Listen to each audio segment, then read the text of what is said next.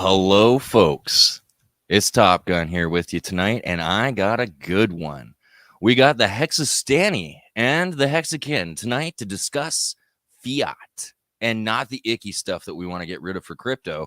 We're talking about a loan protocol, another one, and another sacrifice for Pulse Chain.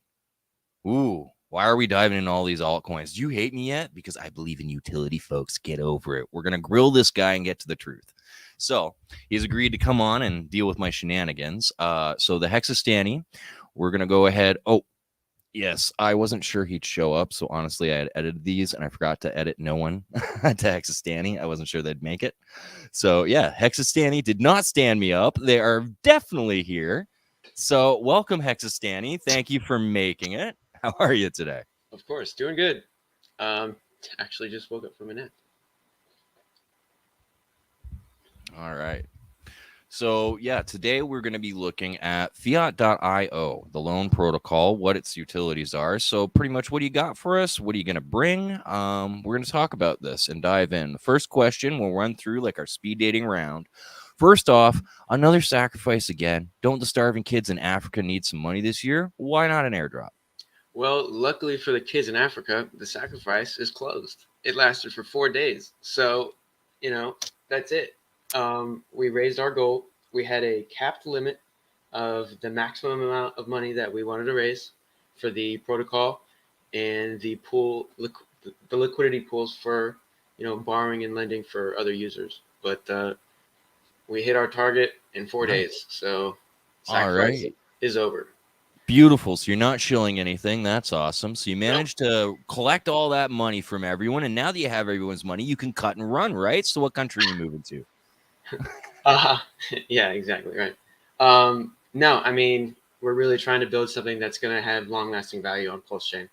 It'll be, instead of having just, 3.7 million in running, right?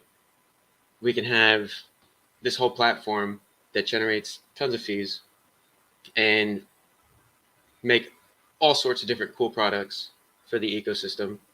And, there is no more sacrifices that need to be happening or anything like that, right? It's much more beneficial to have this for the ecosystem in general, because the people that are behind it anyways, they're all hex whales, right? Or dolphins, squids, sharks, right? They all have various wildlife ecosystem. Yeah, exactly. Yeah. We need this in the ecosystem so people stop selling hex, right? You post up your collateral, you loan against it, you use your cash flow in the real world or in the crypto world, trade whatever you got to do.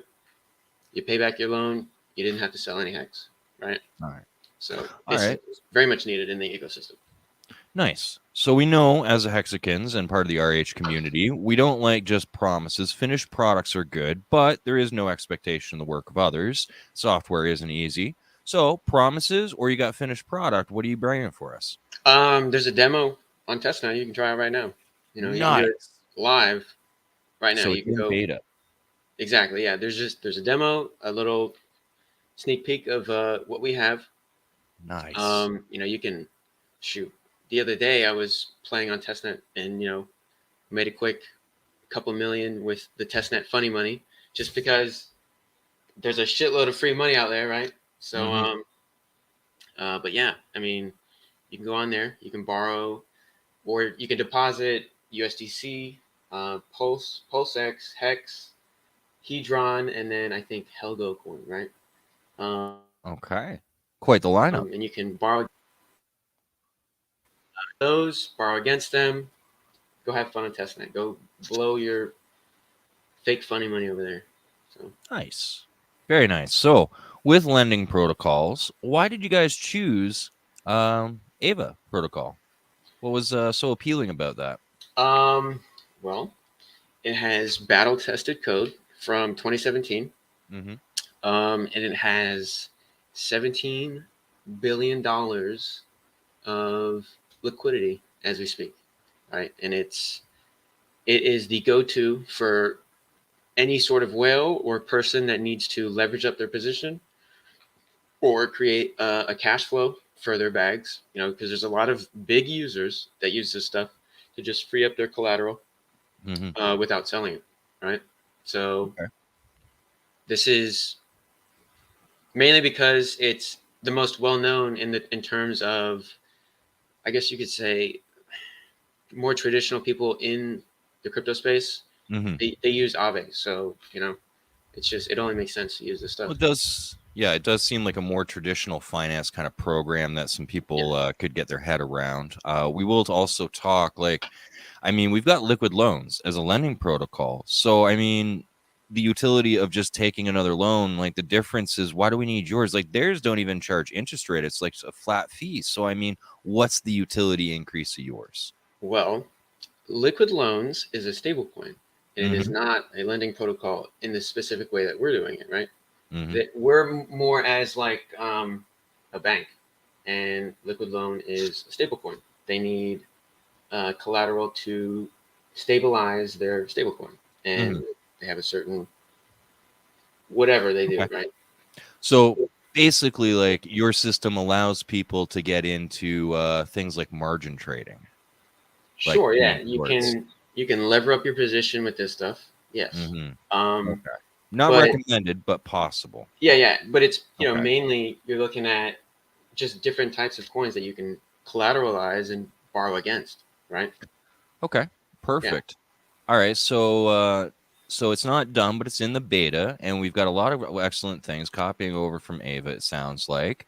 But what all's on the roadmap? Is there any other improvements planned on this? Um, you know, see, there's things that maybe, maybe Maybe. No expectation of the work of others. not exactly. All right. So we do have to talk about this a little bit after the Luna incident. I think we do have to ask, what is this lending protocol doing to ensure a cascade of liquidations doesn't happen since there are so many positions leveraged? How does the system protect itself? Well, this is not the same as something like Luna. Something like Luna, where you have a specific coin that is minted and then sold to repeg another coin, that's just inherently bad in itself because, if a big enough position is liquidated, it drives the price down of Luna, you know, far enough to where, okay, now they have to mint millions more coins to then sell on market, which could cause another person to be liquidated with their collateralized position to try and repeg their stablecoin. Well, their currency went from 350 million coins all the way to, trillions in a couple days. So, there's there's no stable coin that we're trying to repeg here, right? It's Hmm. just if you have this collateral and you want to borrow this coin, and if you become close to being, if your health factor drops below 1, your collateral is um, shit. It has the ability to be auctioned off for somebody to Yes. go and re to make sure that your health factor is back at or near 1. Yes, there the option for the liquidator to go in at half the value on the AVA protocol allows to pay back a portion to the borrower, them to assume some of the position, and the loan to be continued with only a partial liquidation. I did a whole Precisely. bunch of reading into it, and I love the numbers. Exactly. Yeah, I, exactly. You I explained ask it much questions better like than I I did. don't have a clue what's going on, but Yes. so you may not have the information on this, but I'm going to see how much you've got because the one thing it didn't say in the AVA knowledge base was how they calculate this health rating exactly, what numbers they use. They gave some inference to some of the settings, but it wasn't very clear. So the specific numbers that will that you'll be able to see will come from what risk factors that the devs decide for specific currencies, right?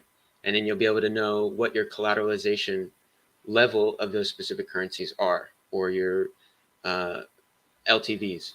Now, as it stands on the testnet, you can kind of get a general idea of what they may be for mainnet.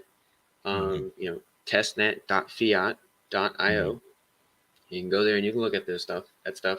But essentially, it would just be your liquidation threshold percentage collateral. Okay. All right. So Perfect. So basically the point here is, unless you'd contradict it, like this isn't really for the average user to take advantage of margin trading and leveraging. Really, as a lending protocol, maybe, but the advanced stuff, it's really not for your average user. So you're doing your best to make it safe, but we're not telling people to amp in and use this for leveraging up and go trading, right? We're not encouraging the degenerates here. Yeah, no, this is for freeing up cash flow, right? Okay. So if you are a large hex holder and you need cash flow, like for instance, the only way to free up cash flow right now for a hex holder is to sell, right? And I don't think anybody likes when people sell hex, right? So a way you could minimize that is to allow people to post it as collateral and borrow against it. Now, that doesn't mean, you post your entire hex bag up as collateral and then you borrow the maximum amount that you can against it, right? Because you're probably going to get liquidated. This is just for freeing up enough to where you can pay for what you need to pay, free up a little bit of cash flow. All right. Go buy some other currency. Yeah. Perfect. That's the intended use. Exactly. All right. Yeah. So the last thing I'm going to hit you here with, like I already kind of hit you with this question, any improvements on the protocol and how many audits? Now in the improvements, I'm kind of hitting here for, this is the Richard Hart community. So with this protocol, I'm not sure how much room you guys have to ditch admin keys, and also if there's any ability later to add other coins to the protocol if you do ditch the admin keys, like if there's more successful coins and you want to increase the borrowing system. So and then how many audits? Hit you with some hard ones quickly here. So I would like to see some things, and Buck would like to see some things happen in regards to improvements, right? But those things may or may not happen in regards to adding new features and things like that. We would like to see a world where you could post an HSI as collateral, and you could post liquidity positions as collateral. We think it would be possibly a cool idea to have like a basket of currencies that you could post as collateral. Like a tradable sort of NFT that has a redeemable factor of different currencies, right? So that would be really cool, right? But don't know if that'll happen or not. Okay.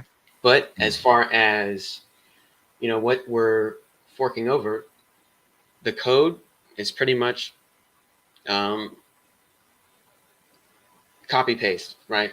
We're adding a staking feature from a different fork called Geist, but the overall tokenomics should be a hell of a lot better than giving the entire supply to the devs and then the devs dumping it, right? You go look on the website, the SAC was for the community to have their low value coins, 65% of the equity, and then the devs have theirs that they'll have staked and collecting fees, and then they have an unlock period for after 12 months. So very nice. So yeah, is it possible to get rid of admin keys with the Fiat protocol, or are you guys kind of stuck with at least some set for adjustments later?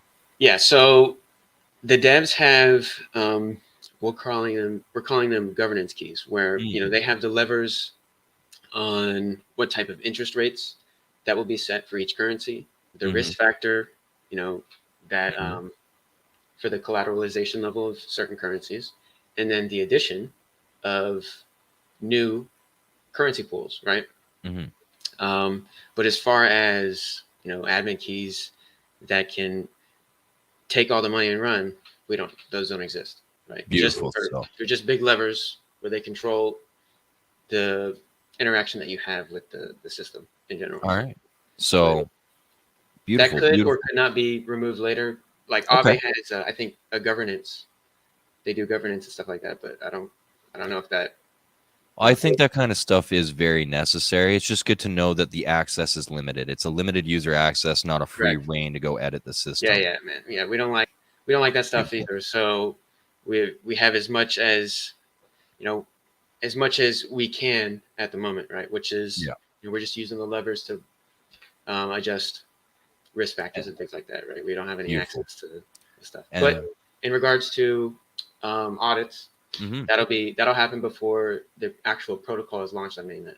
Beautiful. So AAVE had 2 audits. It's battle tested. You've got a testnet beta running, and you're doing an audit. Correct. Yeah. Bazinga. Yeah. Sounds like you're So doing it this cautious way. exactly. Yeah. Now, when mainnet goes live, Pulse Chain specifically, you'll have your coins if you sacrificed, probably as soon as possible. But the protocol, a couple weeks after mainnet is live, that'll probably be live itself. And then before that one goes live, you'll have audits and stuff. So, and it's not necessary because the codes existed from 2017. Mm-hmm. But it's just a community thing. So Better safe than sorry. exactly, that's what we'll do. All right, beautiful. So we got some socials here. We'll come back to those again in a moment, though. This is my segment of the show where I remind everyone, yeah, that's right. Cue the hate for the altcoins. You don't like anything if it's not Richard Hart, right? Perfect. Yeah, get it out. Yell in the chat. Scream, kick, whine, cry. Good. You feel better? Good. Ha, it was a trap. Now the mods have muted you, and we can get to serious questions, Q&A. So this is where we'll go back. The speed dating's done, and we can talk about everything in a little more detail. So we'll take this. This is where I let you take the reins a little bit now. Do you want to go straight to some comments, get through those, and then come back and take care of some questions, or how do you want to go through here for the order? What do you want to talk about? Hey man, up to you. I don't mind. Throw the shit at me. All right, let's recognize the audience a little bit. They've been in here for 15 minutes, so let's see who we've got in here today. All right, Tin Top, what's up, Hexicans? Good to see you. Hey, get some. What up, party people? Party people. Missed the sack face, but planning on participating in the protocol. Very nice, Tin Top. Get some. Hit the likes. That's right. Like and subscribe if you want more actual information from me to keep doing interviews and keep finding out what crypto is out there and available coming to Pulse Chain.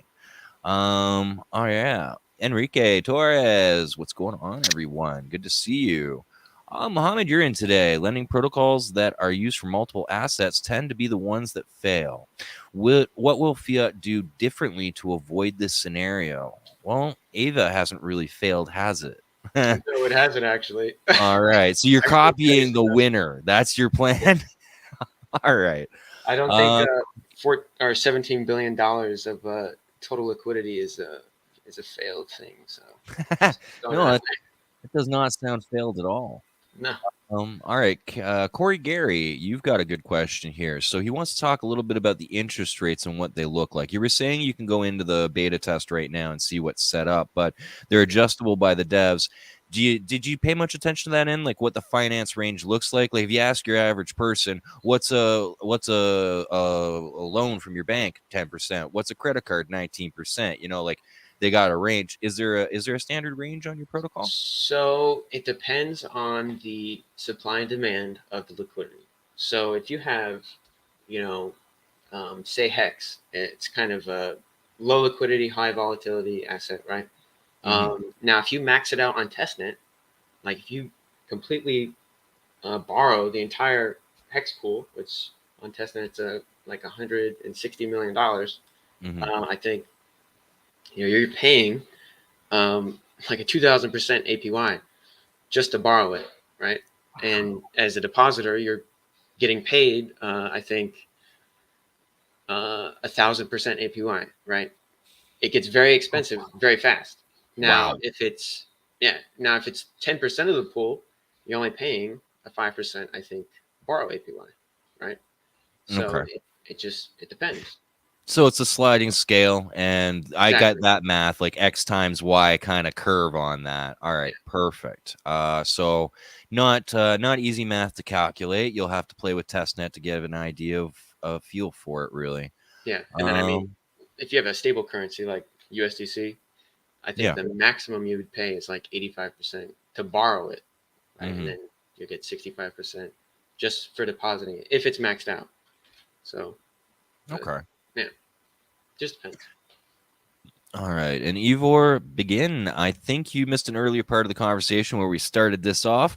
I don't normally show projects on here, so I bring them on after the sacrifice is finished. I'm sure they love that about me. Like, you jerk. We could have gotten on air sooner, but you hit your cap. You didn't need this. So, Bob Lagai, one of my favorites. He is always there to help me. One of my good fans. All right. No, you have not missed much. All right. Hexdex 16. Howdy. And we're pretty much caught up here. Latin American crypto. Pulse Chain needs tools like this. Tools can hurt amateurs if they don't know how to use them safely. Always wear safety glasses, good people. Yes. I don't always margin trade, but when I do, I wear safety glasses. There you go. Yes. All right. Thank you, Dos Equis guy. Good. We're caught up in here. So we'll go back to the banners and then yeah, like so we talked about why exactly was 4.5 million the cap on this, and there was 3 pools. Like, let's talk about what happened and went down here. I was in the first 10 minutes, so I'm happy. Okay. But yeah, let's talk about it a little more. Well, the initial funding goal that we had was 2.5 million, right? That was enough equity to where the devs can do what they need to do, and then have the liquidity that we needed to have, right? But we kind of raised that really fast. We raised it actually in less than 12 hours. So we were like, okay, we need to leave this open a little bit because there needs to be more people that participate, right? So we hard capped it at 4 million, and that stayed open for about 3 days, 3 days and like 12 hours or something like that. And then another one of the whales sacrificed another 400K and put us at 3.7, and that was it. We were like, all right, we're shutting this thing down, and took it all off the website and said stop sacking. So wow. Yep. So that's a lot of community faith and participation pretty quickly. Yeah. Yep. So hey, you didn't make it. It's all right. Somebody will probably sell it to you on mainnet. So probably not me. I'm keeping mine. I'm not selling shit. So good luck. And sorry if I interrupt you a little bit on this stream. I've noticed a little bit of a delay. It seems like it's on your end. It just lags for a moment. I'm not sure if it's your internet connection, but I don't mean to cut you off when I am. It's just I thought you stopped because you paused for a second. No worries. Okay. I mean, I don't want to look at it now because, I don't know what's wrong. No worries. You're mostly coming through fine. It's just the odd moment. And yeah, we talked about that. So Ava, yeah, maybe like to give people an idea here, what I'm going to do is I am going to screen share Ava for a moment. Let's show the protocol, right? Give people a base for what you decided to copy and steal. It's open source. It's all there. Okay. I haven't described, but the actual coin itself is revenue sharing. So really? Yes. So that means the tokenomics improvement? Oh yeah, this is forking off something called Geist. That actually their price chart looks like shit, but their tokenomics worse. The staking, the revenue sharing staking is actually really cool, right?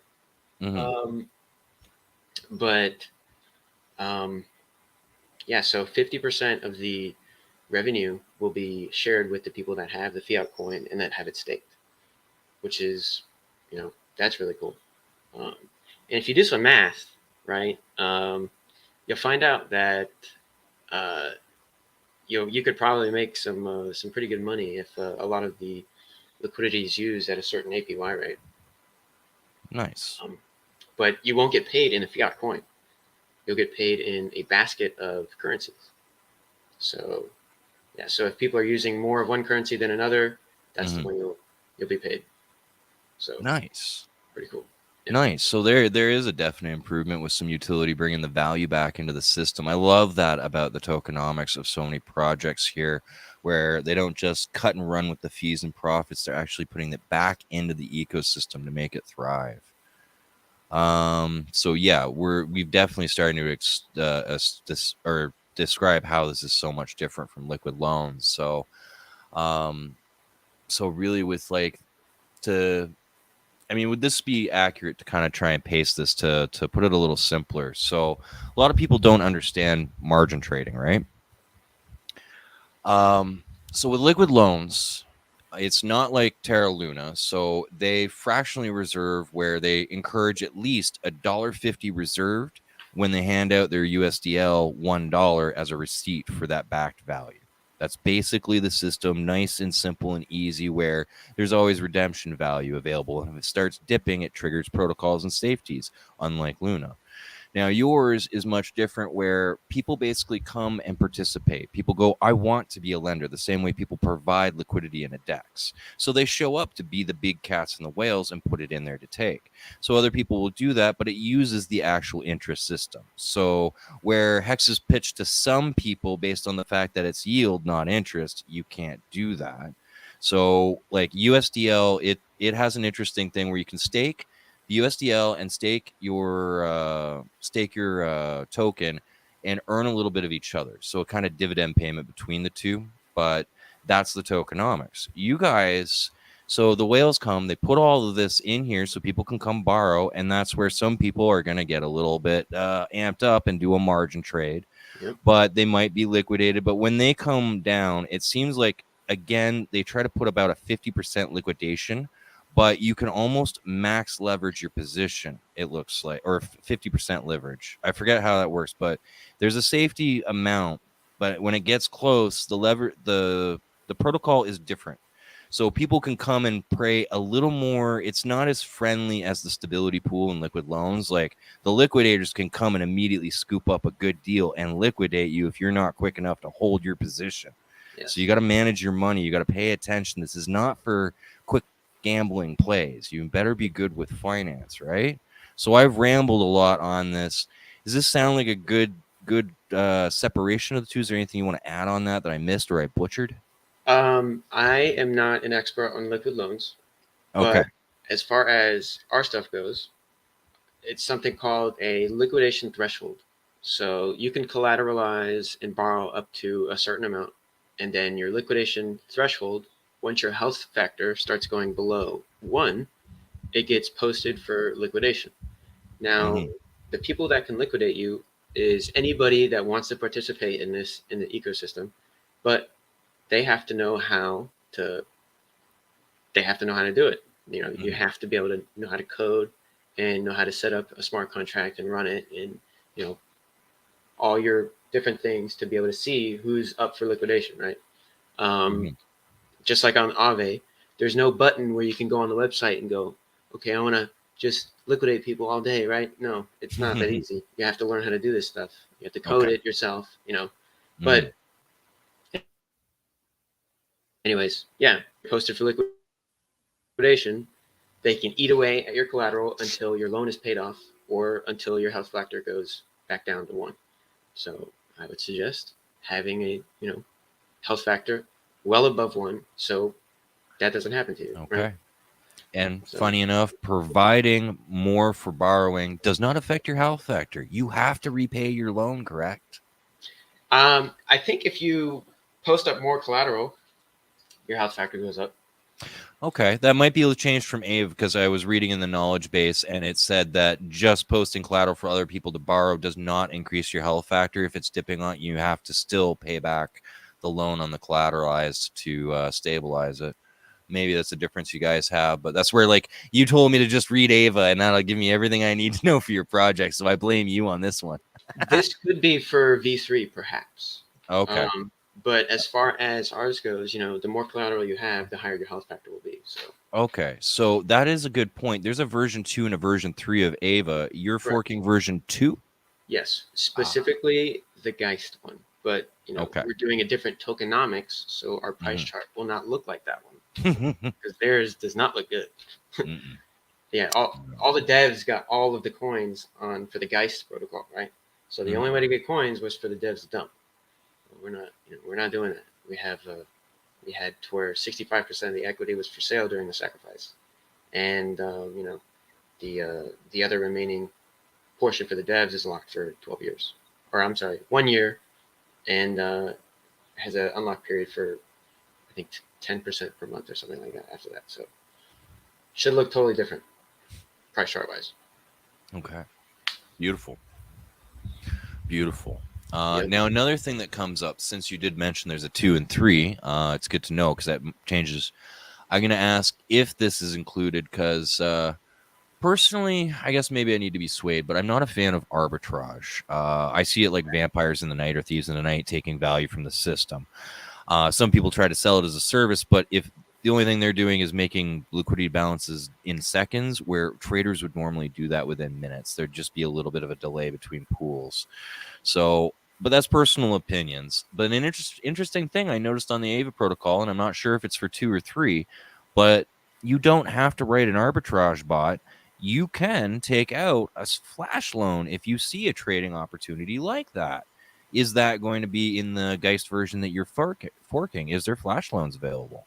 Yep. There should be. Wow. You should be able to program a flash loan. Yes. Wow. And arbitrage is something that's necessary, right? Okay. It could be, people could look at it as something taboo or something they might not be okay with it, right? But with the flash loan or an arbitrage that you find, it's how can I put this? If you have Bitcoin on one exchange and it's 40 grand, right? And then you have another exchange where it's 35 grand. Sometimes those exchanges, they aren't the ones that push down the price, right? People come in there that have a lot of money that push down the price and then buy up the price to flatten them out and make them correct, make them more across the board for people that want to have a good deal across the board, right? And so it's necessary in a maturing market. Arbitrage is necessary. Okay, so I'll argue that I'll take this point. I'm going to have fun with this debate if you don't mind. So, I mean, arbitrage as a process happened in the traditional market before automation, but it was always by an investor. Like, in my opinion, somebody who was already committed and into the project would notice a discrepancy between two pools. They might trade and take advantage of it to further increase their position. And this would balance and do arbitrage. But in the world of automation and programming, it's pretty easy to set up a bot, sit back, take it all like you're collecting the profits, and never invest a penny back in the system and just get rich off of other people's hard work. Now, this may not be the way arbitrage is being used. This could be just an image in my head. I might be a little biased on this, so fight me on it.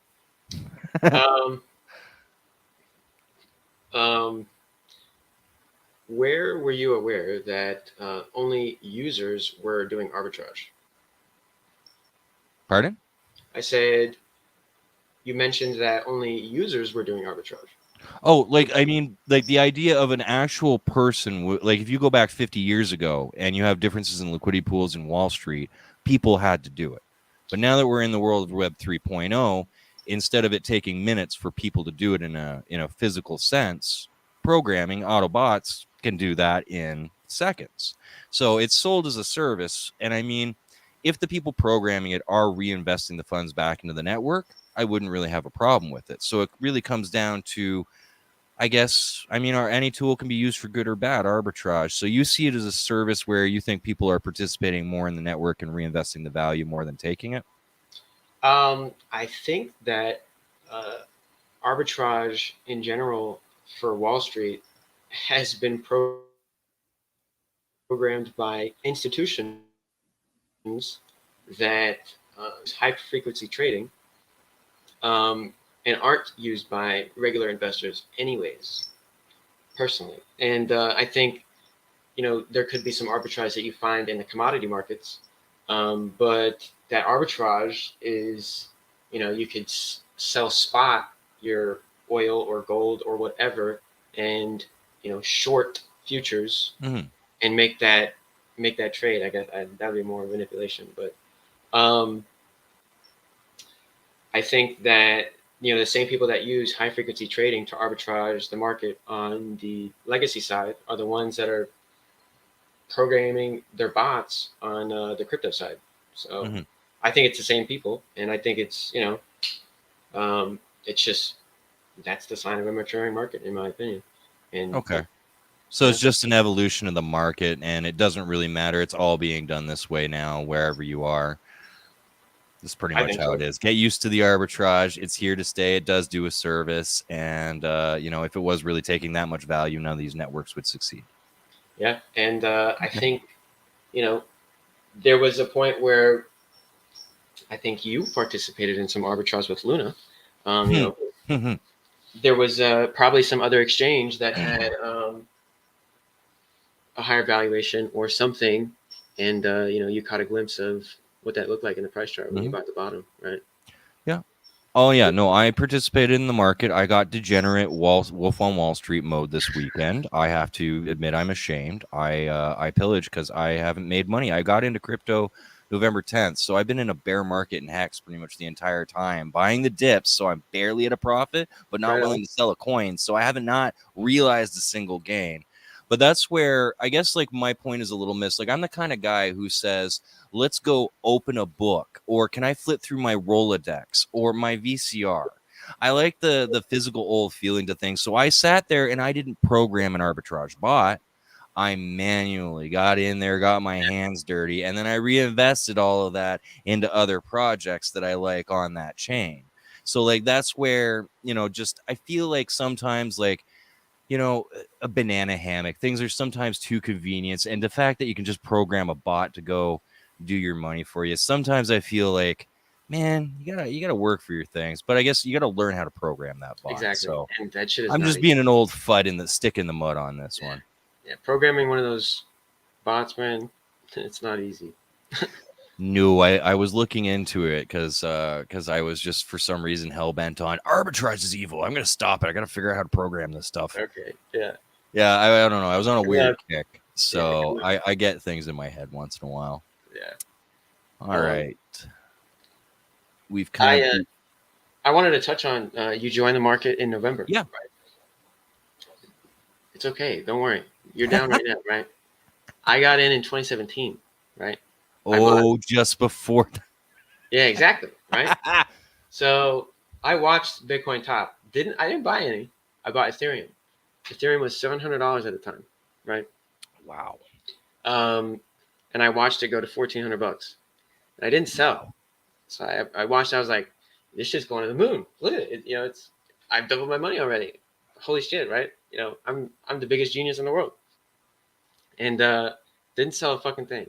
And watched it drop. Yeah. And I had quite a bit of Ethereum at the time. And I was buying the bottoms. I bought in February of 2018 Mm-hmm. when Bitcoin went straight down from 12K to 6K. Mm. And I don't even remember what the price was of Ethereum because I was just constantly watching the Bitcoin price chart. And I traded out of my Ethereum position all into Bitcoin before Ethereum went below 0.06 of a Bitcoin, if I'm not mistaken.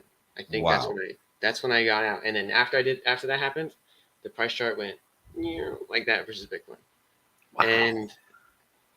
And I finished buying my Bitcoin in November of 2018. Well, if you look at the price chart, Bitcoin was $6,000, right? And then December, it went down to $3,000. Yeah, and that's when the bottom of the market was in. And so um, it's all right, man. It's gonna take a little bit before you start to see some upside. So I Oh, I definitely know. Like I'm kind of the committed, crazy kind of guy that when I commit to something, yeah it takes a stick of dynamite to move me. yeah I held Hex from November 10th for 120 days without staking any because I couldn't afford the gas to stake any. I didn't sell a single coin through all of that. Like I have been sitting and accumulating because I've done the math and I know what this market is going to do long term. So I've been doing the Warren Buffett, like, this is a good deal. I'm buying it for long-term investment. And I don't like to participate in swing trading. One of my slogans is swing trading will get you wrecked. But then a little bit of arbitrage swing trading happened this weekend. And, I feel ashamed, but, do what I say, not what I do, folks. Yeah. It's funny, man. Yeah, so, the money didn't start rolling in until after the first cycle. Yeah. So. Yep. And I'm excited for it. I really am excited for it. We've got some. Oh, sorry. No, go ahead. I was just gonna say we got some comments coming in here. I haven't paid attention to the chat for a while. There's like 30 of them. Nice. We are up to like 45 viewers, so this is kind of a popular stream here. All right. Let's see. So tip top, true, safety third. Hi. Some back and forth chit chat. Any questions? Ooh. What's this one? Would this be on a single-sided PulseX staking? Oh, as in the fiat token. Is there going to be any distribution to, say, the PulseX stakers, the way they're doing the pancake swap thing? I think that's up to PulseX, if I'm not mistaken. Well, the PulseX can vote whether coins are added or not, but as a company, you've got to have a batch to give away in order to post them, right? So you've got to like propose to them that you want to put some to give away, I think. It's a little bit of a gray area. If, well, the dev coins are locked away, so it'll so be... none to put up for staking. All right. There should be some... oh, yeah? I don't know. I would have to get back. It's a good question. Something to look into. Yep. All right, Enrique, you might have given them an idea. And you and Eva one time. Okay. Jesse, he's in the house. Liquid loans, never selling. Yeah. Good to see ya. All right. He knows I hate when he markets like that. But, hey. All right. Eva Madness. All right. What do we got here? What is this Eva thing? Maybe I need to do more research. I have no clue, man. Okay. All right. Does the collateralization vary depending on the tokens in play, or is it same across the board? Never used AAVE, to be honest. It depends on how the devs calculate their volatility, right? So, you'll probably get the most out of your collateral if you deposit a stablecoin, for instance, right? Mm-hmm. And then I think on testnet as it stands, if you deposit Pulse, you can borrow pretty much the same amount that you can borrow for USDC. So I think it's around 80% you can collateralize. So okay. And then Hex is only like 60%. Okay. So there's a big difference. Yeah. Okay. So, no, just collateral, like LTV. Good to know. Yeah. So. All right. What determines and affects the health factor? So that pretty much is for, like, I'll let you. Yeah. Yeah. It depends on your liquidation threshold. So the closer you get to your liquidation threshold between the different currencies that you own, your health factor will get closer and closer to 1. Now, when it dips below 1, it'll be posted for liquidation, and somebody can come in there. Anybody that has the programming skills can come in there and start to sell your collateral to pay off your loan, to get it down to where your health factor is back above or at 1. So don't let it do that. Don't. All right. What happens in the event there's an Oracle failure incident? Don't know. I don't think there's ever been an Oracle failure for AAVE that has happened before. Okay. So, yeah. All right. Ecstasy is right. Yes, I think we determined that through our debate. I'm just a stick in the mud. All right. BZX suffered a flash loan attack. What safeguards are put in place to prevent this from happening to Fiat? As far Ooh. as I know, the way to prevent this would be a time-weighted average of price, a TWAP. So, I don't know anything about BZX, but if you can take a flash loan, manipulate the market that they're pulling price feed off of in a split second, and then go and liquidate somebody, that shouldn't happen. And that's not going to happen on for Fiat, right? Because we'll have a TWAP, so you'll have to hold down the price of an asset for a very long time before it starts to affect the lending pools and stuff like that, if I'm not mistaken.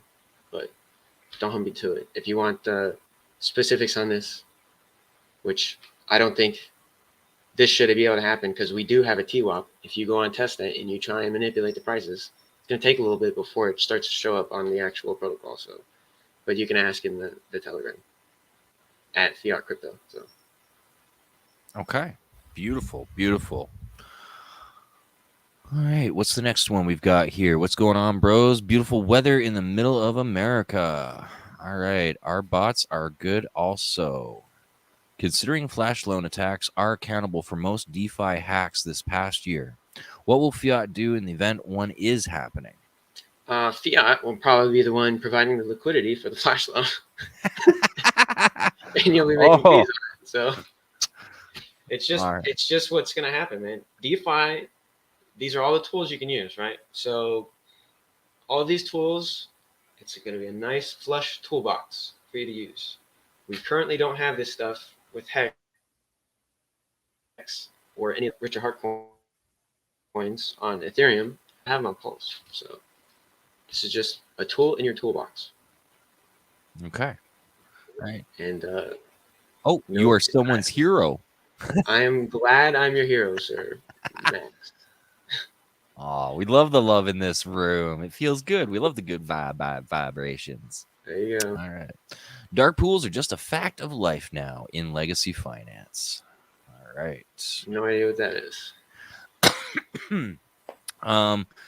Dark pools, I think, are basically there's backdoor trading that still happens in legacy finance. It's kind of like black market trading. I think that's what that's talking about. And gotcha. It is an unfortunate, that's why there's aftermarket sales and stuff in the markets. Right is right, even if no one is doing it. Wrong is wrong, even if everyone is doing it. This is very true, Muhammad. And, on another good quote, let's do a stoic one right here. If something's not true, don't say it. And if something's not right, don't do it. There you go. All right. These flash loans are actually used a lot by people and you don't even know it. It's used in the background for transferring collateral between different protocols, self-liquidating yourself, many different things. They're not usually used. Sorry, I'm sorry. They're not typically used to only just exploit things, right? They're usually used for very big brain plays, I guess you could say, in moving money around. So, but people just don't see that and they just think flash loan bad, when in fact, actually they're very useful. For sure.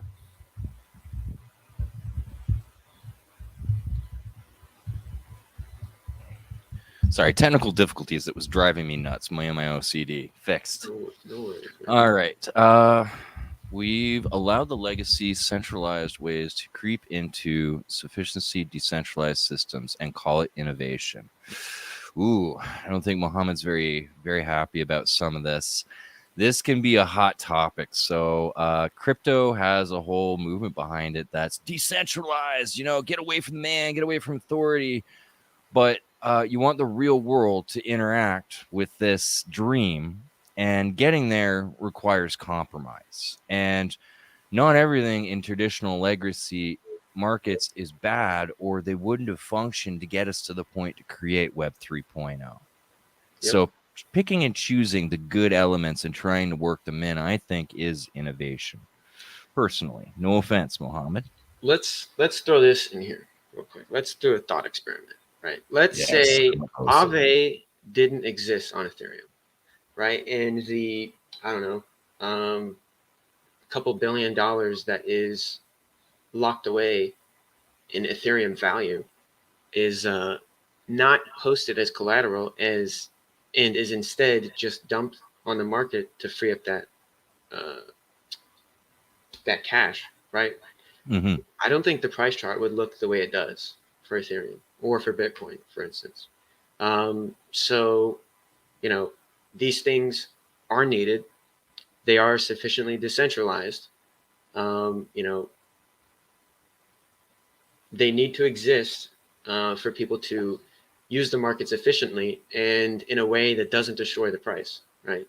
So, I mean, I guess you could call it a necessary evil, or you could call it the car coming during the horse and buggy times, I guess, right? You know, the car was evil to the horse and buggy manufacturer, correct? Yep. So Put them out of business. exactly. So, you know, it depends on how you look at it, man. All right. And then we've got a newbie question. Wow, Fiat is only going to be available on Pulse, is it not? Yes. Now, if Mhm. there is demand, it could possibly pop up on Ethereum, you know. Hey, Okay, but not currently available yet. nope. All right. You can play with it on testnet.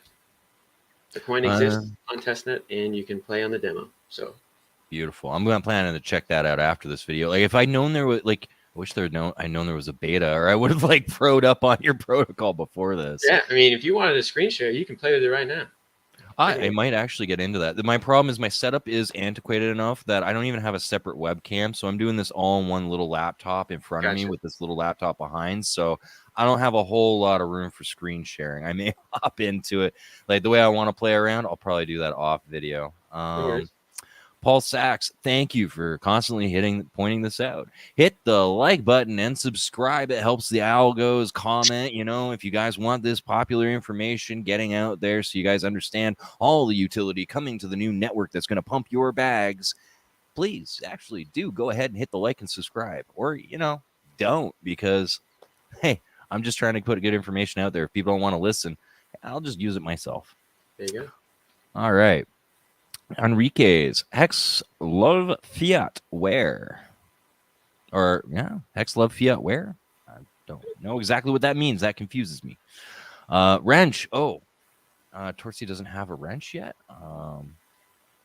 I will get to that. Stay in the chat. There's a little Degen in all of us. Isn't there? Thank you, Latin American Crypto. There. Eva is because you were saying, Eva instead of Ava. Ava, avoid. Hey, Ava, Eva. Okay, Oive. All right, I got it. Work on my pronunciation. Thank you, folks. All right. Yep.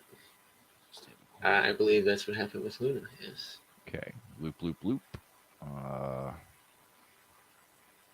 Reading it backwards. Oh, Eva. Eva. Yes, we've been over that. I mess things up. I'm human.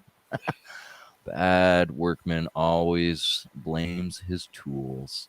Oh, that's hurt. Fine, I'll screen share the beta testing. Ouch.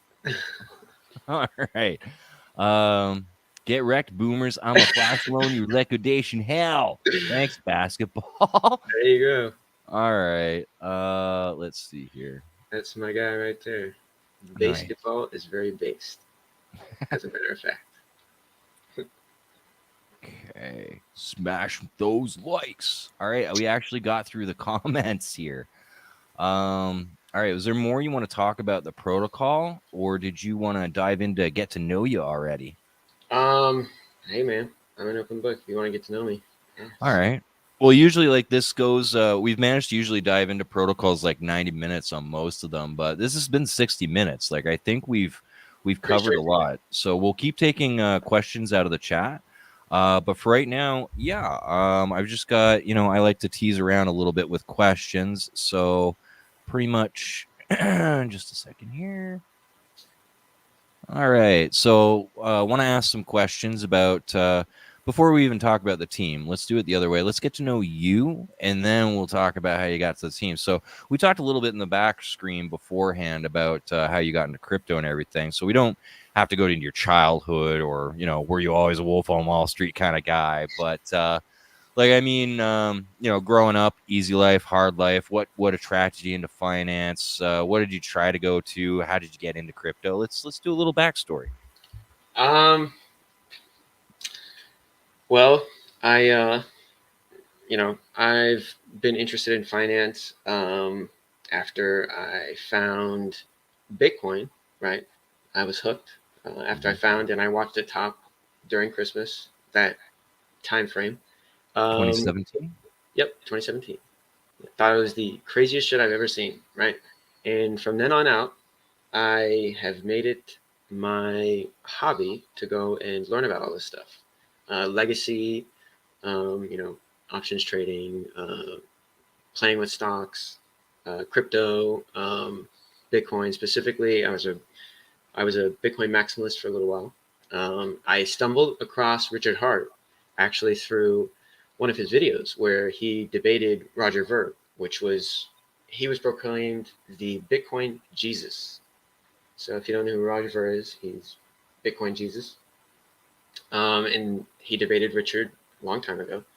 And they both got in a pretty heated debate where Roger flicked them off on camera and ended the stream. And Richard started laughing and he's like, "What the fuck just happened?" And um, so that's a really good stream. You should look it up and watch it. It's really funny. I Um, will. yeah, and so ever since then, I've pretty much listened to Richard and followed his advice about many things. Um, and was in Hex since day one, and didn't join the Telegrams until February of 2020, and then became an admin in most of the Hex Telegrams actually in 2021. Um, and But as far as before this stuff, hey, I was fresh out of high school almost, pretty much. So, went to college, wasn't for me. Started working, getting close to business professionals and things like this. I actually tried to do start a company and do some M&A, some business acquisitions for different companies for a niche sector, actually. But, I had a team. We had a game plan, and COVID actually ruined that business strategy. So, had to go all in on crypto, I suppose, during COVID dip. So, hey, is what it is.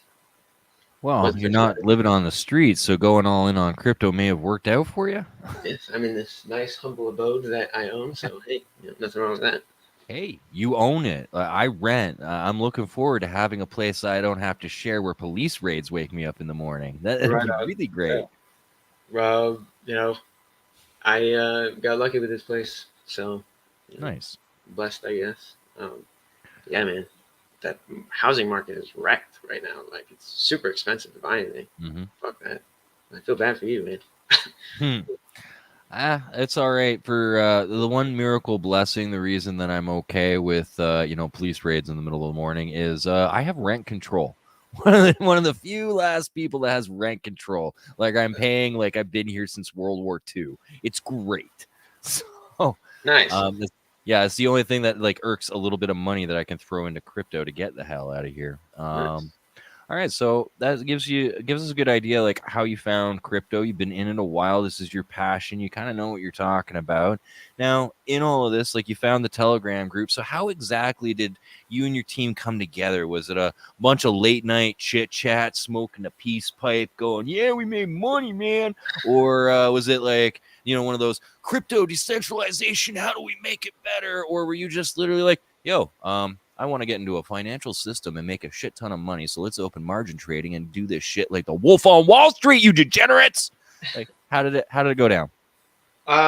So I actually became an admin because there was people that were banning people that were speaking specifically in the hex trading chat, right? That's where I preside most of the time. There were admins that were banning people that would just be a little bearish, right? And, you know, if anybody has ever been in hex bear, it's closed at the moment, but the hex bear times were very, very fun times in Telegram, right? Pure entertainment. And when that got shut down, a lot of the people went to hex trading and either were already banned or started getting banned, right? So, you know, I kind of became an admin to start kind of being a voice for those guys that were banned. And a lot of the guys that were banned are very smart, very intelligent. Buck is banned notoriously from all of the hex channels, actually. But he is very, very knowledgeable, very professional. You know, even even people that know who he is from rumors have spoken to him and been like, "Wow, yeah, you know, this guy's nice, right?" And we have a very, very tight knit, very private Cantalon chat that we have very large players in the ecosystem that we speak to all the time, and you know, that's where the idea of this stuff was curated. So hey, you know, that's where it came from. But mainly it was done because we don't want some fucking dev out of the middle of nowhere that doesn't know what they're doing come out with this and then have an unlimited sacrifice, taking everybody's money, and then the protocol fails or some shit like that, right? We want to do it right because you know, we have bags ourselves that we want to free up cash flow to actually not be able to sell these assets and to, you know, make money, free up, do what you need to do, collateralize your assets, right? Because that doesn't exist. It has, you know, it needs to happen for the ecosystem. So, yeah. Nice. That answers your question, I guess. All right. So, no, that's beautiful. Like, I love the fact that it sounds like, from what I've gotten to figure around, because I've managed to make a few friends since I came crashing into Telegram. And, like, really, I love this Richard Hart community. It drew me in because kind of a more, like, spiritual sense than capitalism, like certain values like attraction rather than promotion, not spending all the money on advertising, trying to help people learn how to do better. And that brought together a lot of like minds. And it's like, while Hex was percolating and Pulse Chain started to form, all these other little groupings formed at the same time, like this little pool just cooking up all these ideas. And everybody has like relatively the same basis of, we just want to bring utility, we want to make this more useful, we want to make this more attractive to the new users so they come spend their money and pump our bags. So you don't even need to use this protocol if you don't like it, but someone that might be into margin trading and is, say, fed up with the traditional market might be interested to know that they have the same tool available to them in this market. So it could be an onboarding tool even if you don't want to use it, right? Yeah, and just to touch on, you know, the use of, hey, you can margin trade with this. It's just basically the idea where you can post your ad. So let's use Hex. Okay, you have Hex and you like Hex and you want to buy more Hex. So what does that look like on Fiat, right? You'll post your collateral, your Hex collateral, right? And basically you'll just borrow against it with the most stable coin that you could, which would be a stable coin. And then you would borrow against it with, I guess, the maximum amount that you could, which I don't recommend. And then you would go and buy on market Hex, right? And then you would just hold it and wait. And you basically levered up your position. And now you have, you know, more Hex against your Hex. So theoretically, you have a long. You're a long Hex. And so if the price of Hex goes up a bunch, you'll be able to pay a fraction of what you bought your Hex for back, you know, to pay off your loan, right? but and then you'll be able to keep the rest of your hex, and then you essentially had a perpetual long on hex. And the same could be done if you wanted to short USDC. You just sell it on the market, and if the price goes down, you buy back at a lower price and you pay off your loan. Nice. But you know, that's the amount of leverage. It's not like 10x leverage or 20x or anything like that. That crazy shit. No, it's basically like a 2x max. I don't even think you can get a 2x leverage. So Okay, so nice, safe protocols. So we've got a question here. Can we talk about pulse chain staking on Fiat? Is there any kind of staking of possibility with pulse chain? you'll be able to collateralize your. You can post your pulse into the liquidity pool. Yeah. So if you wanted other people to borrow it, you could leave your coins on there and then allow people to borrow against it or borrow it, right? And then you could collect a fee off of that stuff. You'll essentially be making an APY on your pulse. Yes, you can do that. So that's the lending protocol, basically. You go in there and provide your bags for people to come borrow, and that will make you the interest. Yeah, exactly. But pulse chain staking, other than that, yeah, I don't know what you mean. Okay. He's already in it. You don't even do it. But right. you know, we approach people and invite them in, right? You don't ask for an invite. So Yeah, you get invited. You don't ask for the invite. Oh, what is this? The Lake House, Ozarks. All right. Options are good. Yes, they are. Hexagon. I would like to see those on Pulse Chain. Yes. Oh, option trading is the actual calls and puts. Yeah, we talked to Buck a little bit about that too. So your protocol doesn't include that, but somebody else might bring it. Yes. All right. Let's get towards Johnny. All right. Ask nicely, may let you win. Okay. All right. All right. That gets us caught up again in the chat so far. All right. This has been a great interview. I'm loving how much we're plowing through here, and I'm feeling like an expert in your protocol now. Nice. All right. Yeah. Is again, like, this is nice and open at this point. Is there anything you want to talk about? Like, even your political views. Just don't get me banned from YouTube, okay? Right. You know, hey man, you want to talk about something? Ask. Okay. Well, we can chit chat since I got you on here, and you've got 4 years over me. So, like, I'm still pretty much a noob. People love listening to me because I'm good with math and I can see some stuff. I was in Web 1.0. I skipped 2.0 and I've come crashing back into 3. But yeah, I love learning a little bit about the history. So, I mean, I find it very interesting learning about exactly what it was like watching Bitcoin go up, like that whole crash in 2018. I mean, like, a lot of things that I found interesting, like when I was looking at the original utility of blockchain, like, okay, all this trading of hype is good, but what can you actually use it for? And really 2 use cases stood out from 2017, and one was Filecoin and one was Steemit.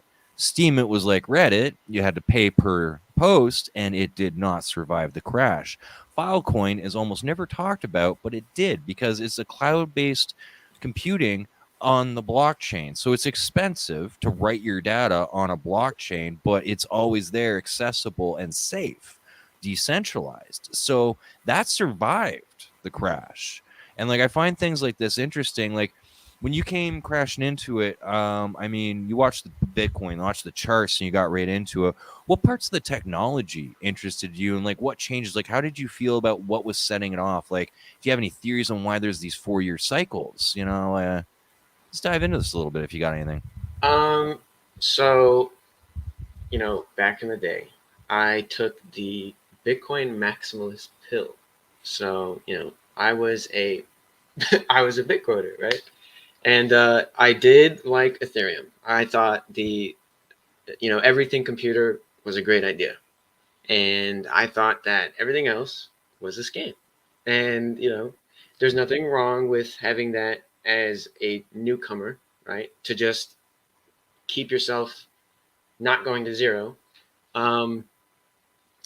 But I was in my little ecosystem of, all right, hey, I know Bitcoin is going to go up eventually, right? It's very exciting what it's doing right now.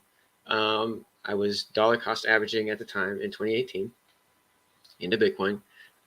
But as I said, I did buy Ethereum first. I thought that the Everything Computer was a very good idea. And I thought that, I think at one point I had bought the Stellar Lumens, right? And I got the fuck out of that at a pretty good price, believe it or not. But Okay. that was from watching a a sex toy salesman from the early 2000s that made a lot of money. Dave Levine. He's pretty smart. He's a boomer. Hmm. He's been on Richard Hart's channel actually before. Um, but anyways, um, you know, as far as the utility stuff, I haven't really looked into the type of utility that you can do other than what you can do Ethereum wise in the beginning. And then, once Richard Hart started and stuff like that, it kind of opened those doors of, okay, what else is out there? And, there's obviously things that are useful for various reasons, right? Um, but, I kind of stuck with it. I took the Bitcoin maximalist pill pretty much, to be honest. So didn't really look into. I actually knew about Filecoin and stuff like that, but I never bought that shit, right? So, but Hey, no, I can get the maximalist vibe. Like, I got brand new to crypto because I have that epic story, 100 Bitcoin for $50. It's a scam. I'm not touching it. And then, 10 years of construction, and then finally a friend going, "Hey, Hex, Hex, have you heard of Hex? Hex, hey, do you want some Hex, dude? I'm like, oh yeah, my god, what is this Hex?" And it's like, oh, well, it's this cheap. You can get like this many coins. I'm like, fine, FOMO, I'll buy in. And then I find the community, and he was a zealot, Richard Hart zealot. So I yeah, was very quickly becoming a maximalist. One of those, nothing but RH, Hex all the way, back off. It's a scam. I don't want your third party anything. yes, Gladly, luckily, I still managed to get over that, keep an open mind. So, but I had my little phase. Luckily, it only lasted a couple months, but I was very very RH maxi and Pulse X all the max and yeah, hanging out in the Pulse chain chat and getting people revved up. And one poor guy was in a hospital bed just after heart surgery. I didn't know it when I was talking my moon math for what Pulse X could do because I looked at the buyback and burn. mm-hmm. And I thought the liquidity pool would be small like Hex. I didn't realize the pairing that happened in testnet. So like my original numbers were insane when I was calculating the buy and burn. So poor guy was like, I gotta call my nurse. And I had a lot of fun in that chat. Yeah. I actually think, just being around a little bit, that they'll probably dump on mainnet. So that's Oh, just my yeah. theory. No, I worked that into my math model. Like later on, anyway. If you see one of them that I've done a video on, like I work in what the market effect is, what the sell off rate is. Like on testnet, the sell off rate for the total circulating supply of 17.2 trillion was Mm, approximately 0.35% in the first few weeks, almost a full percent point. So like not quite like I like it's just the way I was doing my math on it. Like I think it wasn't because there's only 45 billion that's been burnt, so I might have to tweak my model. But like I was having fun playing around with the numbers, and like the best thing I can see for Pulse X is a huge sell off first thing. I want that dip, burn it up, baby. If that's all on that market at that bottom rate, it just goes straight in the dumpster, yeah, never to be sold again. So I'm up for the pain early, so they can't just rain on our heads later. yeah, it needs to Please. happen definitely. Yeah. Yes, Yeah. Please dump your Paul Sachs. I will gladly take it. yes. Not only just because it's good for the price chart, but you know, it that valuation, man, that billions of dollars is not easy to multiply. I guess you No, could say, right? So no, it's not. probably needs to dump. Hmm. Just saying. If you know anything about Hex, you know that the first day the price was a third of a percent, so it was 0.003. It was Hmm. actually quite expensive the first day. So I FOMO'd in day one, so didn't get a good rate, but I started buying afterwards, thank God.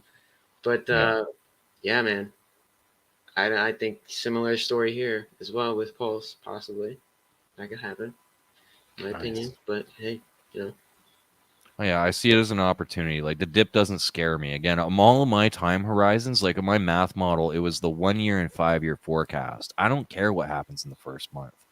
okay, Really. fair. Yeah. So like that's where like I've just set my expectations. It's gonna be a roller coaster ride. I'm strapping in and just gonna watch it with a bag of popcorn. Where's the fees? What will he say? I'm not even sure what that one is about. All right. Define fees. What do you mean? Like, where did the ETH go from basketball? where'd these go? What for the AA for Hex? We don't know. Don't know. Rumored to be millions of ETH, right? We don't know. Mm-hmm. And bless the paper hands. I'm ready for that dump. I'll be getting the dips. Nice, Enrique. Nice. There you go. Yes. But what are you going to use for capital? What if there's no bridges? That is a good question. What are you going to use? Is it prepared to just buy in on the exchange, or you got all those coins ready pre-bridge to swap out? Questions. My crowd of people I've been talking to about different options, different liquidity pools, different ways to get in. So they all got little plans. Oh, man. All right. I think we've kind of like beat everything. Is there anything again you wanted to cover or anything you want to hit? Questions for me? Sure. Yeah. You mentioned that your coworkers actually told you about Hex. Now, were they successful with Hex, or did they find out about it near the time you did? So it wasn't a coworker. It was a friend, but Gotcha. he's passed now, unfortunately. But sorry to hear. he made almost $1 million off of Hex in the first year, and then he had well shock and spent it almost all. And then he had got back into Hex just around before the Pulse chain sacrifice, and so he wasn't working a job, and I mean he's dead. So what the hell? I'll talk about his finances. He had $100,000 of Hex in liquid, and then a bunch of stakes all set up, but he was angry because every month he had to keep taking Hex out to pay rent while he was watching the bear market hit, and he didn't even realize the power of the buyback and burn in Pulse X, which was part of the reason I got motivated to do that math.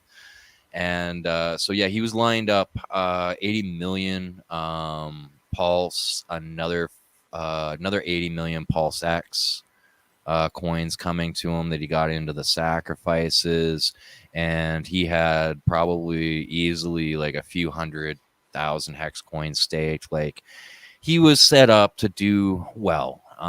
He knew what he was doing. Like I got a good teacher to get me a quick brush into Web3 so that I could start learning on my own. I was very lucky for that. And yeah, he was such a Richard Hart maximalist that he literally, one of his most excited moments was when he got a call out from Richard Hart on one of the videos. He's like, my Apostle Paul, who's always here. Right. And of course, with the name Paul, he had this like childlike sense of humor occasionally and this little giggle. And with the name Paul, every time he heard the name Paul Sex, of course, like Quagmire, giggity giggity goo, he heard Paul Sex. And like I could still hear him giggling sometime every time I hear that. And I'm just like, oh man, I wish I could call you and tell you everything that's been going on. Because like for him, if he could have had a chance to sit down and talk with Walrus or Jesse or talk with you about Phiat, like these people in the community were role models for him. Like sometimes I like to think he's still around and he's helping me get this all put together, because like I feel like every time I get another interview, I get another click, another subscriber, that like for him, this is literally like this would have been his dream, to be coming on here, meeting these people and getting involved in the community he loved. Wow. He loved everything about it. Probably a little too much. Like I call him a zealot, but I mean, he got me into Hex. He got me a brand new passion where I was able to learn financial markets and crypto at the same time.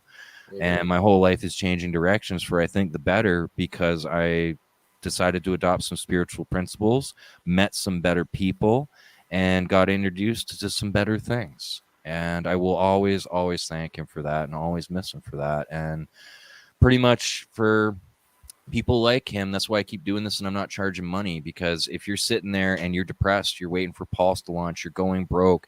The poor people invested in Luna, 8 suicides that I know about. It's those people that need a dose of hopium, that need to know this is coming. It's well planned. It's been thought out. That somebody who's a critical thinker that can generally bust any magician at a magic show, like a horrible freaking cousin Vinny, just like, oh, it's under the stage, man. No, it da-da-da-da-da. Like, I am right there to find the flaws, and I've been digging for months, and I can't find any. The more I dig, the less I can find, the more bullish I get. And I just spread it out there because I want people to feel good about the choices they made. I want them to feel secure. I want them to be calm when Pulse Chain launches, and I want their lives to actually be better and improve. Yeah. So, I mean, another thing that bugged me was a lot of YouTubers, like, you go through this depression, it's the bear market, and I watch YouTuber after YouTuber after YouTuber stop making their videos because they're getting tired of the hate, the bear market, jitters. And I swear, you know what? I'm going to come on. I will take all the hate, bring it my way, because it needs to go somewhere. There needs to be somebody actually saying, hey, everything's going to be okay. And I mean it. Everything will be okay. You're watching this. You've gotten in on your opportunities. There is a horrible market crash, bear market coming in the traditional market. The Fed has printed way too much money. There is a lot of horror show going on, but Richard Hart has been planning things great. And I am actually excited for him that he's got in his head to build his own version of Dubai. Like, yes, man, pour the sand, build another island. Let's compete with Dubai. A free port. I love it. I'd move there. When it was an island with 3 dudes and one barbecue and hot dogs, I was like, no, I'm not in. But the moment he started talking free port like Panama, I started thinking Captain Jack Sparrow this crap. Yeah. So, like, for me, that's another exciting power move, is like, great, you're making everyone financially better, but there's nowhere to actually live that's anywhere decent. So now he's like, screw it, I'll buy the land and make somewhere people can live. It's crazy enough that I love it. I love the ambition behind it, and I kind of hope he does it, because, like, he's toyed with politics, but that game's rigged. I don't think he can get anywhere in any traditional political system. So yeah, it excites me, the thought that he might actually decide to do a free port where you might actually have stable prices, where, this liter of gas is 10 pulse, and yeah, you bought it for where you are, but come here and it's fixed. Now it's actually a currency because you can use pulse everywhere here. Wow, that would be amazing. Maybe I'm like over fantasizing myself. I tend to love to amp up on the possibilities. Yeah. I think that's that the more you watch Richard, the older, especially his older videos, you'll find out a lot about him, right? And his ideas, pretty much, he is in it for the glory, right? So I think this is the first I'm hearing about this Freeport idea. That sounds pretty cool, Oh yeah. Yeah, that sounds definitely very cool. See, go ahead. Well, yeah, I don't want to cut you off, but I got a whole different opinion on Richard Hart, because, like, I have spent the hours watching everything recent and some of the old. Mm-hmm. And there's a side of him which is using calculated moves to be an egotist because it sells. Gucci this, Vivon that, talk about this, my giant pizza, penis, pterodactyl porn. I've had nightmares about that since I heard it. Pterodactyl porn. Man, I can't get that out of my head. Anyway, all of this crap gets attention. It gets hate, which is good. When I listen to him talk, all of that subsides eventually, and I start hearing Einstein, Stephen Hawking, Oppenheimer, Gandhi, and spiritual principles. Like, I hear the motivation. Like, there was a moment where K4K put out this video, this reminder, where he comes on and he pleads with the audience and talks with them seriously about the Dunning-Kruger effect. that the loudest people are the dumbest and the quiet ones sit in the background and say nothing, the smart ones. And they need to get loud and come to YouTube and say something. And hearing that passion from him about trying to actually kickstart, like make things better. And he's tried so many different gimmicks to get people's attention. I actually see a guy that's really involved in making people live a better life, and he's willing to trick them into doing it, which might be what this world needs in some ways. So I get excited about this. Interesting. You know, I reserve a few opinions about K4K, but you know, hey, I won't hold it against him. But he was definitely one of the louder ones in the beginning of a certain chat. But hey, you know, to each his own, I guess. So interesting that he has that story, I suppose. But hey, you know. Well, every YouTuber's got their story. What I'll say for K4K is that when I was getting into this and I needed to learn what Pulse Chain, Richard Hart, and Pulse was about and learn some of the mechanics as a noob, those videos were key. When I needed to learn more, he put together a safe place where you couldn't get attacked by third party called the Game Theory, Pulse Game Theory. It's just Pulse Theory now. And that chat space got a lot of good minds together talking a lot of facts, which helped me learn very quickly. Now, I may have butted heads with him just a little bit because I had him up on a pedestal and I was all eager to talk with him and stuff, and I might have stepped on a toe or two. So, you know, I will constantly say, go watch his stuff because it's a great video on a hardware wallet, how to understand it.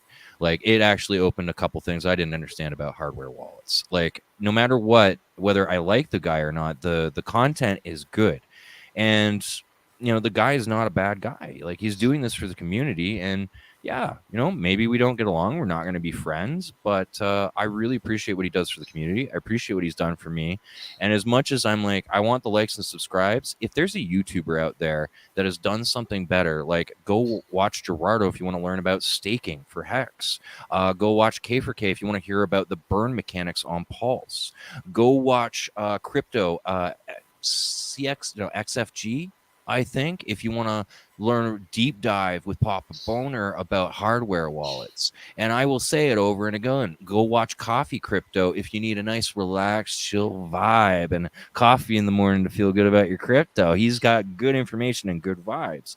Like, I will just rant and rant. Yes, go watch these other channels. They've got good information. Yeah. And I will gladly promote other YouTubers on my channel if they've got good information, whether they're a dick or not. Like, that's why I talked about Victor the other day, the dev for Richard Hart and Free Pulse. Victor's a dick, but he is a beautiful programmer. I went to go pick his programming apart, and I couldn't because I was mad at him.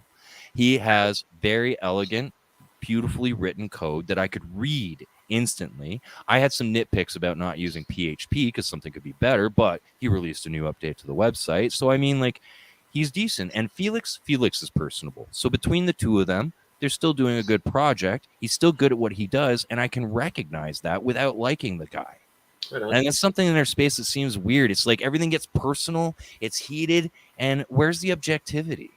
Yeah, I never thought Victor was a dick. He didn't ever come across that way to me.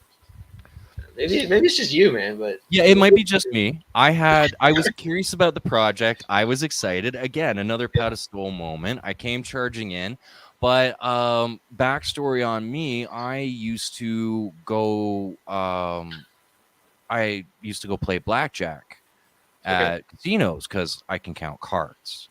Right. So gambling statistics, probability, calculating all of that stuff has kind of just runs in the back of my head. Yeah. So I know a lot about how casinos get broken, get raided, get taken advantage of. Like how people with systems can manipulate. So when I looked at an online casino, well, if I'm going to invest in it, I want to know what they're doing to monitor, how they're going to catch people with algorithms that are trying to use this.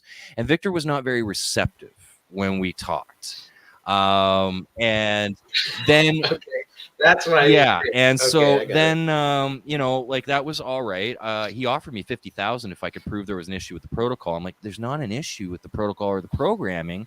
The issue is, have you considered all the angles? Are you really watching your players?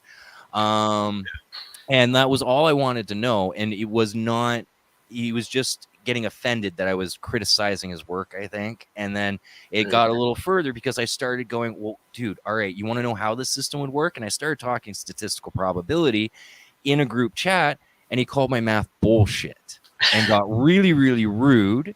And I did not like the way he composed himself or the way that he talked to me. It was not what I consider calm or polite. And so we worked through it, so we don't hate each other or anything. We talked, got off on good terms, but that doesn't mean I like him either. And I dealt with it. It doesn't. But again, is him being a likable guy important for the project? No. Is him being good at what he does important for the project? Hell yes. And is he good at what he does?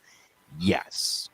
And that's what matters. So, like, that's why I invested in Free Pulse, even though the guy pissed me off. So it is what it is. Yeah. I think a lot of people can relate with that, just with Richard in general, because he's a dick, right? So it is what it is. Yeah, it is what it is. Like, I've constantly thought about getting Richard Hart onto my show, and like, can I piss him off enough to get him onto my show? And do I want to step in that time bomb, because he will annihilate my noob but on my own channel. Yeah. But I have one call out. I'm gonna say it right here and chance this. This is gonna be the day I finally get a DM from Richard Hart. So I love Richard Hart. I love him, but I'm gonna call him out on something here. So this guy is doing wonders for the community and setting a huge example. So the one thing he can't do to us is lie. And I caught him bald face lying to us. Richard, you lied. How are you going to do us like this? And I'm going to tell you how this played out too. So he might have pulled this video, but he's on talking with someone streaming, and he's starting to get into his General Zod motif, because it was just after his stream with the Bitcoin maxi.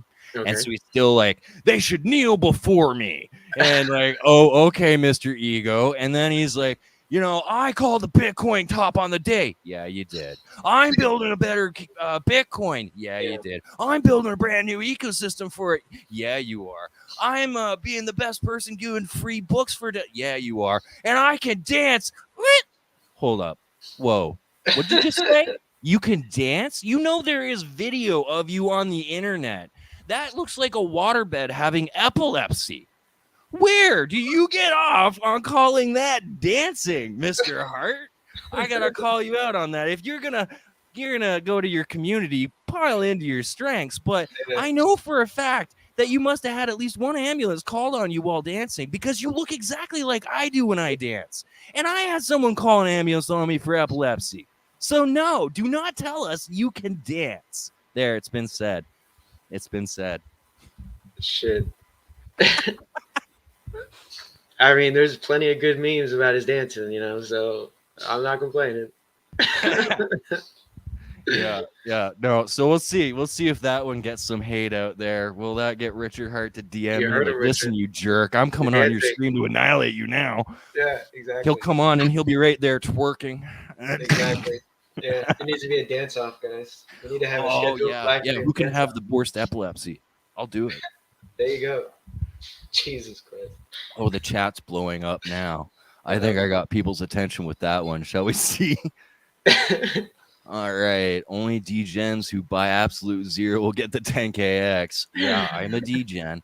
Buying hex and selling my liquid hex after snapshot for stable bridge after a buy pulse. Good plan, I think. I'm going to be trading my e-hex because I want off the chain. I'm too broke to play on hex. I might just go to banks. Okay, what's your verdict on Fiat, Top Gun Hexadian? I sacked for Fiat after I talked to Buck. Day one, I was one of the first 20 addresses. So that's my opinion on Fiat. That's why I got them on here to talk about it. So bad about Paul, don't. Paul, actually, you know, it touched my heart a little bit when I had a Pulse X. It's not Pulse X, but you know, like it's actually good. I like it. You know, don't change your name on account of me. That's not what that's about. Great companies are built in a bear market. Oh, yeah, they are. PayPal had a weird start. It did. Personally, I hope Exco users freedom units. All right. Damn, I forgot that you said your friend that died was in Hex. Yes. Was his whole family? No. No, he was paranoid about his seed phrases. That stuff is locked in there. And yeah, it's not getting out. Okay.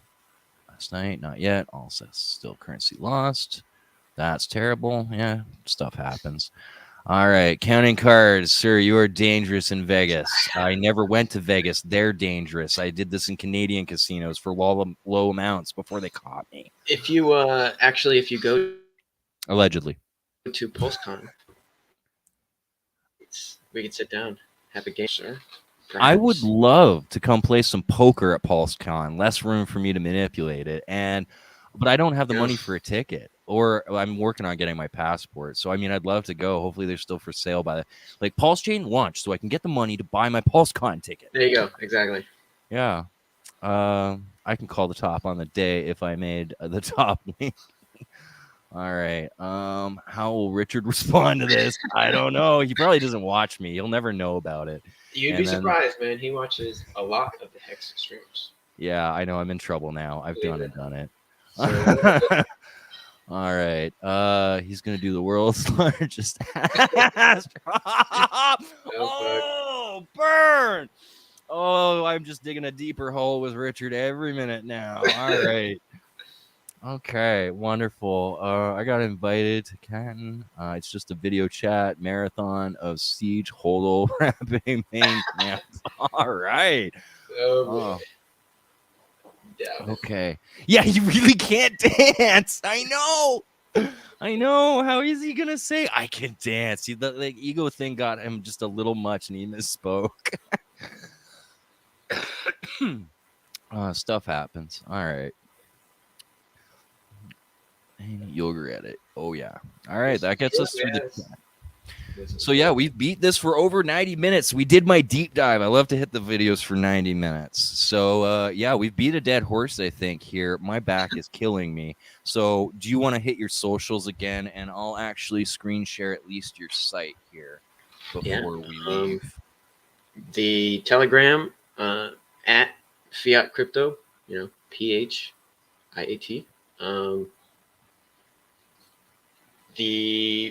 Follow us on Twitter, Phiat Crypto. You can, if you have a question for me, you can hit up my name at Hexastani on Telegram, or you can follow me on Twitter at BB_trippin. Like bitches be tripping. So yeah, you can follow me there. Yeah, I think that's it. Try out the testnet demo, guys. Go on there, deposit some assets. Go fucking be a degenerate on Pulse Chain. We can get to that demo right from the Phiat website. Yeah, if you click on demo right there in the corner, you should be able to get to it. Beautiful. So let's show this off just a little bit quickly. Demo. Dun, dun, dun. Phiat wants to welcome me. Yes, thank you for the disclaimer.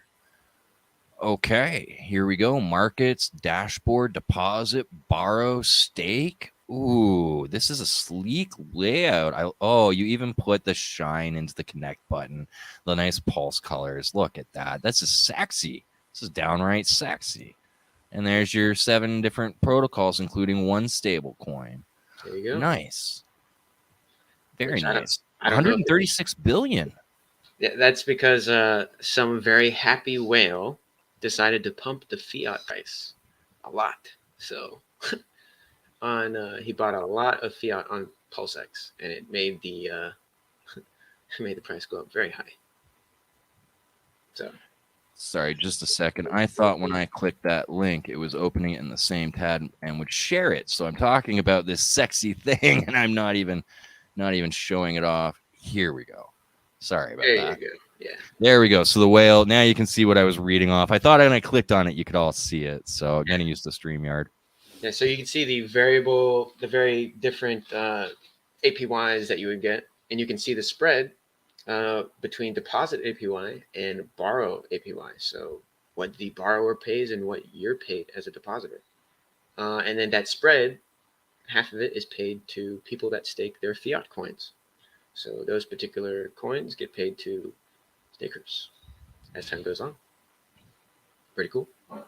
Very, very nice. Well, thank you so much, Hexastani, Yes. for coming on to my channel today with the Hexadian and letting us go and do a little deep dive outside of crypto and into fiat. I'm glad to know these protocols are coming. I'm glad to know this community has been building in the dark to get ready for this moment to just surprise the market with something awesome. And I'm glad you guys are all coming to the light to show, dox yourselves, be like, you can trust us. This is going to be awesome. And you can even find us and kill us if we're wrong. So, like, I love the confidence. It really does give me as an investor a great feeling about all this. Thank you again for coming on. And hopefully we can have you on to talk again if there's any changes, updates, or anything in the future. It's just been nice chatting with you and getting to know you, bud. Yeah, man. Thanks for having me. I appreciate it. All right, so I'll yell out to my fans again. If you can't see here, hit the like, the subscribe if you're still here. You know, Top Gun Hexadian at Twitter and my crypto school, Top Gun Crypto School instead of Flight School. That's right, at t.me. So come find me, folks, and thanks for tuning in. And until next time, or see you next time, folks, stay frosty.